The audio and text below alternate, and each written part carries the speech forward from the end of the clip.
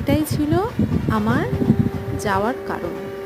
10-11 বছর পর আমার বোনের বিয়ে ছিল, তাই যেতেই হতো।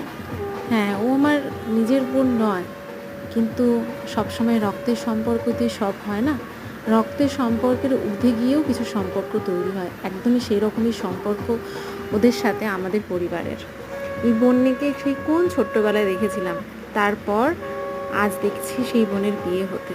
কি অদ্ভুত এক অনুভূতি, অদ্ভুত এক ফিলিং। সে হয়ে যাচ্ছে আজকের পর থেকে অন্য কারোর। সম্পূর্ণভাবে তাকে এই বাড়ি ত্যাগ করে অন্য একটা পরিবারে যেতে হবে।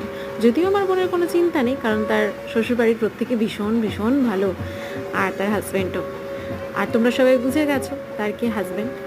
এরকম বিয়ে বাড়ি পেলে কার না ইচ্ছে করে বলো তো, জমিয়ে মজা করি, চুটিয়ে কবজি ডুবিয়ে খাই। আমার তো ভীষণ ভালো লাগে। তোমরাও বুঝি এভাবেই সমস্ত বিয়ে বাড়িগুলো এনজয় করো। তাই আমাকে কমেন্ট করে কিন্তু জানিও এবছর তোমরা কটা বিয়ে বাড়ি এভাবে জমিয়ে মজা করলে। আরও ভিডিওর জন্য সঙ্গে থাকো। ভালো থেকো, সুস্থ থেকো।